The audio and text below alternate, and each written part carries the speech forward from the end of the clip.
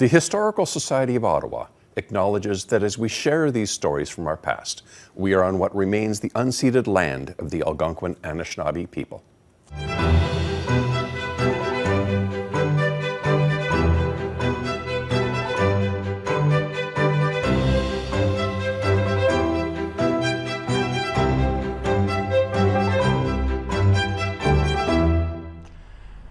Thank you so much for joining us for today's episode.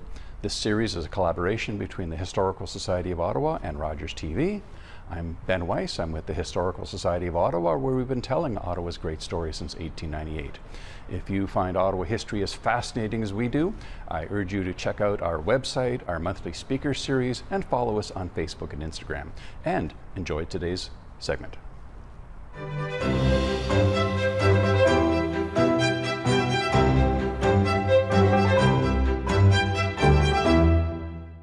Hello, my name is Jean-Marie Guerrier. I am a board member of Black History Ottawa, and I'm here today to talk about a brand new, exciting initiative that our organization has launched, which is called Black History in Ottawa Streets.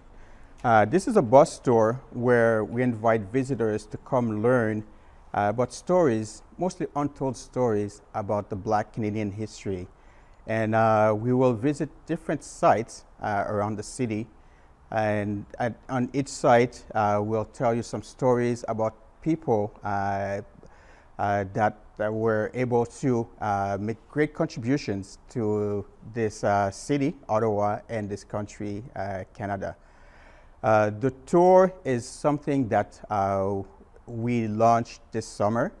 And it started when our president, June Gervin, wanted to tell a little bit about the story of enslavement and the abolition of slavery here in Canada, but mostly in the Upper Canada area. And the reason we started looking at that is because we noticed there are several landmarks, street names, schools, that have names of people that were involved in the abolition, in the movement to abolish slavery in Canada. And there's some of those names are people that were for the abolishment, and there were others, of course, that were against it. So when we started doing research, we noticed there was a bigger story to tell here. So we didn't want to just focus on only on the abolition of slavery. So we started finding more and more sites and stories to tell about Black Canadians here in Ottawa. So this tour, we see it more as a journey. So it's not just going around the sites and giving facts, but it's really getting the audience engaged and sharing in those stories. We provide them with a passport. And the passport is something that each of the visitors get. In it, all the sites are identified with blank spaces around them. So we really want them to be engaged, write important facts, and sometimes questions, because there are parts in the tour where in between sites there's time to discuss and ask questions, and they really can participate in the tour. There are about 30 sites that we have identified for the tour, and these are mainly in the Sandy Hill, Lower Town, and downtown area. Those sites include monuments, there's buildings, street names, and public buildings and institutions. It's always great to see when people, because a lot of the sites are places that people know, so especially people that grew up in Ottawa or that have been here for a while. So it's always great to get feedback from them when they see the sites, they hear the stories and tell us, well, I never knew this about this and that site. And the next time they say they're going to walk by the site, they're going to see it differently. One example, for example, we are sitting here at Rockcliffe Park, and behind me we have the river. And one of the stories we talk about is London Oxford. London Oxford is one of the first families that settled in the Hall Gatineau region, and There is not much that is known about his stories. The other families that came with him on that trip, there's the names, the dates, the date of birth, and who they came with, but there's very little that is known about it. And again, continuing on that same example, people say that they've gone to the Rockcliffe Park, they've gone to the Rockcliffe Lookout, they've seen the plaques, and because there's nothing that is mentioned about London Oxford, they were not aware of that story. So that's just an example of some of the things that you'll get to experience because there's a lot of stories to tell. For example, we go to Ottawa University, and yes, there's been many people in the city, Black Canadians, that have gone to Ottawa University, but we chose a few stories to focus on, and one of them is Dr. Rudy Gittins, who was the medical doctor for many of Ottawa sports teams, and these include the Ottawa 67s, the Ottawa GGs, the Ottawa Rough Riders, and even he was a leading member of the men and women's national team for Canada's soccer team. The tour, as I mentioned, is over 30 sites. We start at City Hall, and there we talk about some of the recipients of the Order of Ottawa and some community builders that are mentioned on the Wall of Inspiration there. From there, there are many, we go to Nelson Mandela Square. We talk about that historic visit when he came to Ottawa first, just a few months after being freed from being in jail in South Africa. And then later on, he came back when he was president of South Africa. That area, incidentally, was renamed Nelson Mandela Square.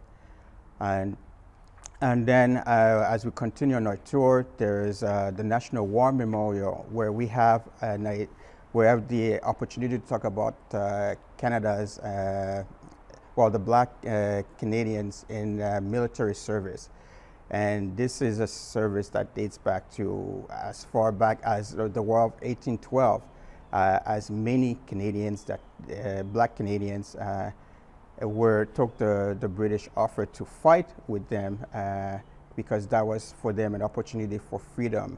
So we talk about the War of 1812. There's also veterans that served in both the First and the Second World War, the Korean War, and then we continue on from there. By the National Arts Center, there's a statue of Oscar Peterson. So there we talk about his family life. His mom was a domestic worker. His father was a porter.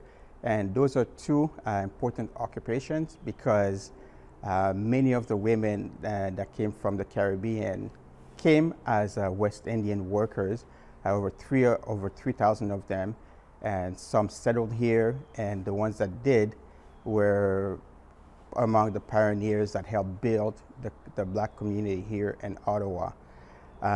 Later on in the tour, we visit the YMCA, and we expand a bit more on that story about the West Indian domestics, because that's where the women used to meet. They would meet there on Thursday afternoons, because that was the only day that they had off, the only afternoon they had off. They would work there for 7 days. They were working 7 days a week. It was mentioned the porters as well. So Union Station is another important site that we visit during our tour. Union Station was a station where the porters would work. And interestingly enough, one of the people that came on our tour mentioned to us that he actually worked as a porter as a summer job during his younger days. Portering was one of the only jobs that were available for Black men during that time, and many of the Black people that ended up working and having important roles in Canadian history started as porters. One of those being Stanley Grizzle. The other reason why the Union Station was important is because there was a delegation that was led by Donald S. Moore that came to Ottawa in 1954, and the reason that they came down to Ottawa was to advocate for immigration reform. Canada at that time had laws, immigration laws that restricted black immigration, and we talk about that as well during the tour because we stopped at Laurier House, and Prime Minister Laurier was the one that introduced this law. So a lot of the sites are connected, and we see the stories, and it really gives you a great picture of blacks in Canada, because often we hear a few names, but we don't see a connection with what it was like to be a black Canadian in Canada. There's also a site that we feel is very important, especially people that benefit from union benefits. It's the site of the Public Service Alliance building. And people are often very, very surprised to learn that the person that was instrumental in setting up the Public Service Alliance was a black Canadian. His name is Calbert Bess, and he was very involved in very instrumental in the labor movement here in Canada. We have across Ottawa, we have bronze cleaners. Well, bronze cleaners was actually established by Herbert and Estelle Brown. So they were a family that came, Herbert Brown came here as part of the West Indian Patriots, and after his service ended, he settled here in Ottawa and started the bronze cleaners here. The business has been sold, but one of its stipulation was that the name remains.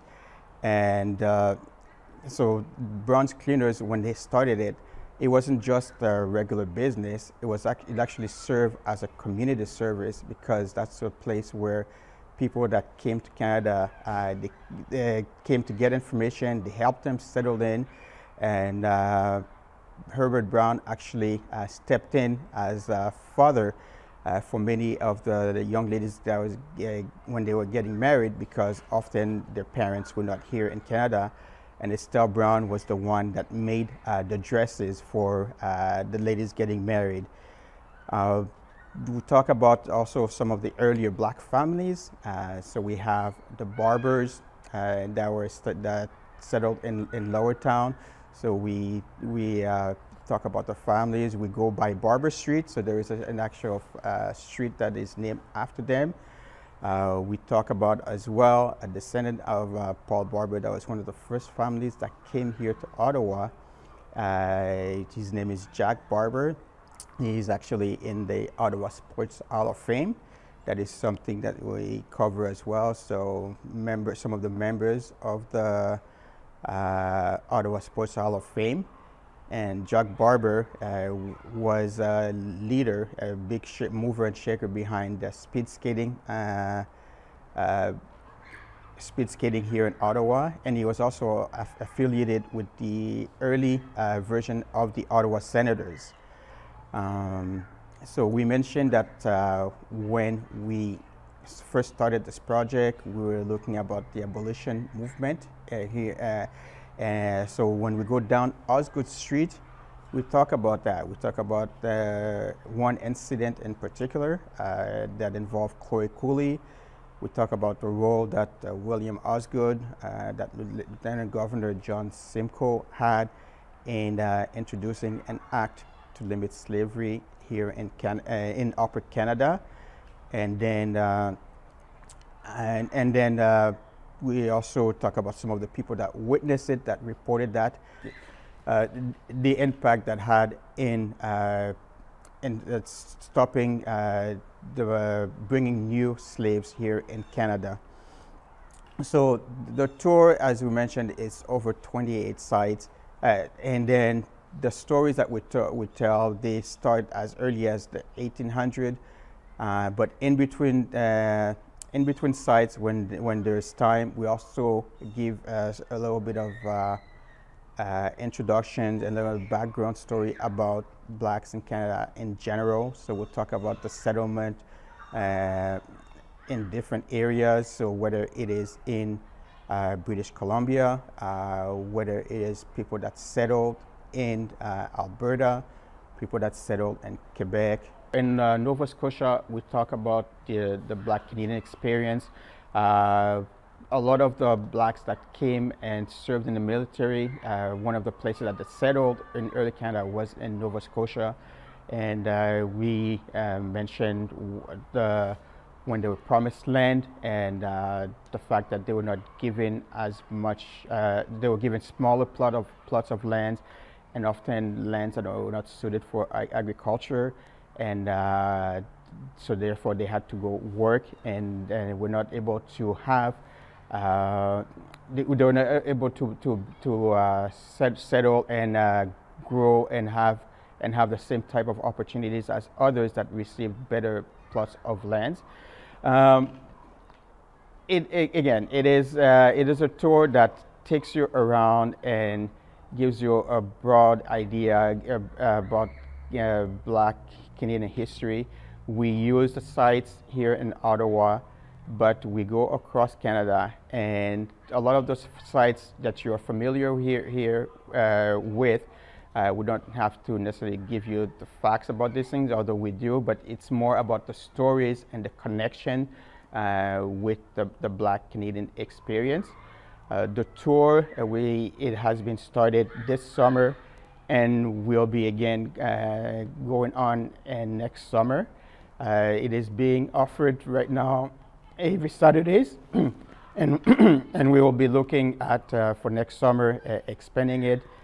We've been receiving great feedback for people that have taken the tour, whether it's in groups or just sometimes it's just family, and we're looking forward to many more people taking part of this tour, especially people that have been here in Ottawa and have more experiences to share with us, because we keep getting new stories, and we've actually added a few more sites since we started the tour. So again, the invitation is for everybody to come and join us and learn about these untold stories about our Canadian story.